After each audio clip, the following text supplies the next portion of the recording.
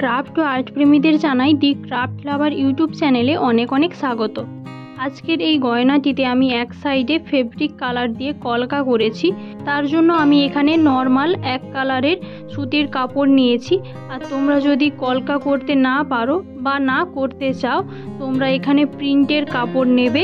অবশ্যই যে কালারের প্রিন্টের কাপড়টা নেবে সেই কালারের কম্বিনেশানে সুতো এবং কটন বল ব্যবহার করবে।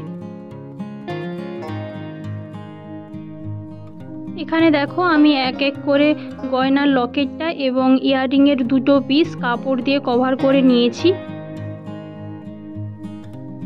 এরপরে আমি এখানে 30 সেমি সুতো নিয়েছি, এরকম 4 পিস প্রয়োজন। সুতোটাকে সূচের সাহায্যে এইভাবে দেখো লকেটটার ওপরে গেঁথে নিচ্ছি। গেঁথে এটাকে ডবল করে নেব। এভাবে দেখো সুতোটাকে ডবল করে নিয়ে শেষের দিকে একটা গিঁট দিয়ে দিচ্ছি। এখানে 0.4 সেমি মতো ফাঁক রেখে পরপর 4টে সুতো গেঁথে নিতে হবে। এরপরে এখানে দুটো রঙের টুইস্টেড রোপ নিয়েছি। তোমরা যদি টুইস্টেড রোপ বানাতে না জানো তাহলে তার লিংক আমি ডেসক্রিপশানে দিয়ে রেখেছি, তোমরা গিয়ে দেখতে পারো। দেখো টুইস্টেড রোপটাকে বেসের ওপরে এইভাবে ফেলবে, যতটা পরিমাণে প্রয়োজন সেইখানে ফেব্রিক গ্লু লাগাবে প্রথমে, তারপরে কাঁচি দিয়ে কাটবে, না হলে এর প্যাঁচটা খুলে যাবে। নীল রঙটা 6 পিস এবং হলুদ রঙটা 3 পিস কাটবে।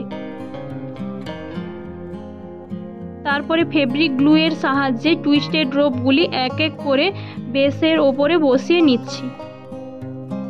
তোমরা যদি টুইস্টেড রোপ বানাতে জানো তাহলে এই বেসটার ওপরে এবং ইয়াররিংয়ের ওপরে টোটাল মিলিয়ে যতখানি টুইস্টেড রোপ প্রয়োজন হবে, তার জন্য যতখানি সুতো প্রয়োজন হবে তা আমি তোমাদের আগে দেখিয়ে দিয়েছি, তোমরা দেখে নিতে পারো।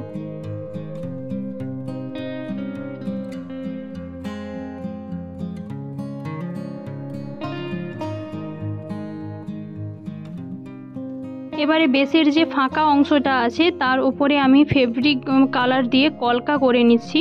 আর যারা তোমরা প্রিন্টের কাপড় নিয়েছো তারা এই অংশটা স্কিপ করে যাবে।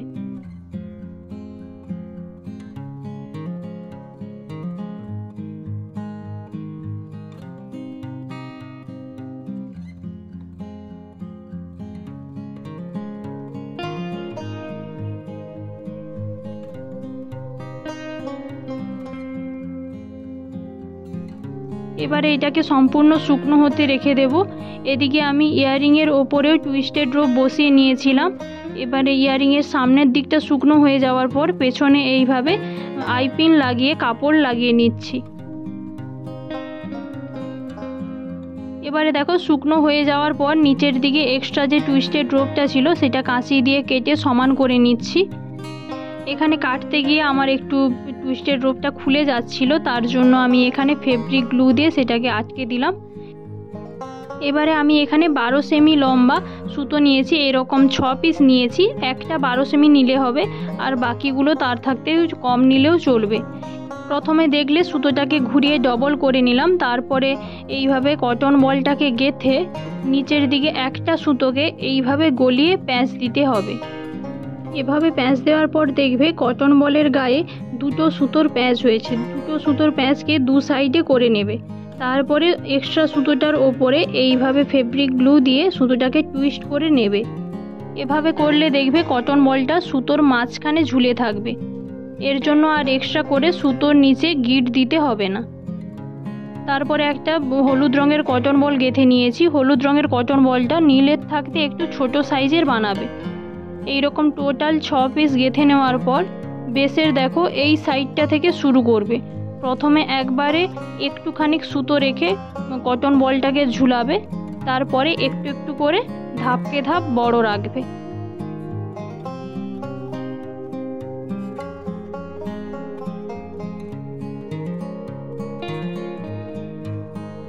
এইভাবে কটন বলগুলি বসানোর পর কোথাও যদি একটু বেশি ফাঁক থেকে যায়, এইভাবে সরু রিফিল বা সূচের সাহায্যে সরিয়ে নেবে। বাকি অংশটাতে ফেব্রিক গ্লু লাগিয়ে সুতির কাপড় আটকে নিচ্ছি।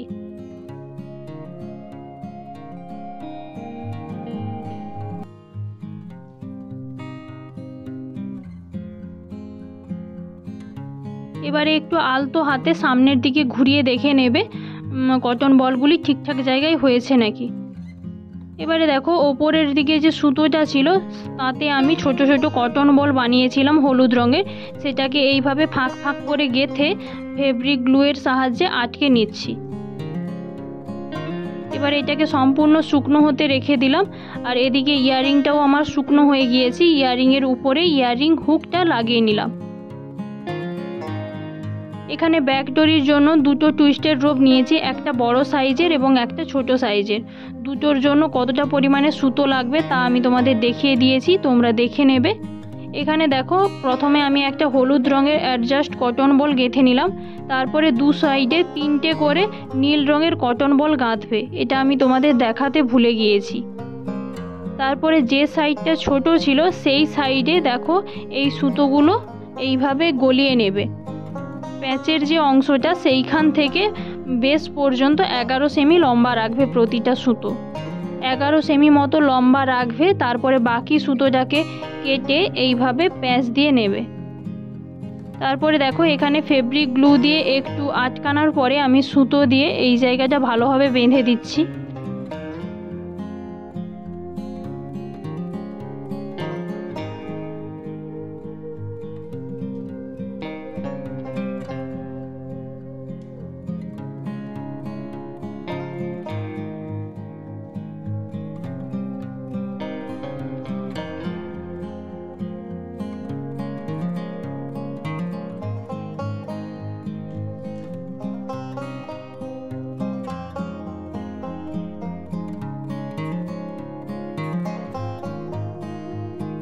এবারে যে 3টে কটন বল গেঁথেছিলাম তোমাদের দেখাতে ভুলে গিয়েছিলাম, সেটাকে টেনে এই রকম জায়গায় ফেব্রিক গ্লু দিয়ে আটকে দেবে।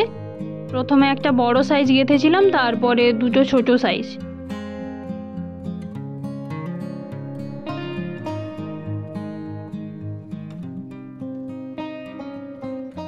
এবারে বেস্টার এই সাইডে জাম্প রিংয়ের সাহায্যে ব্যাক ডরিটাকে আটকে নিচ্ছি।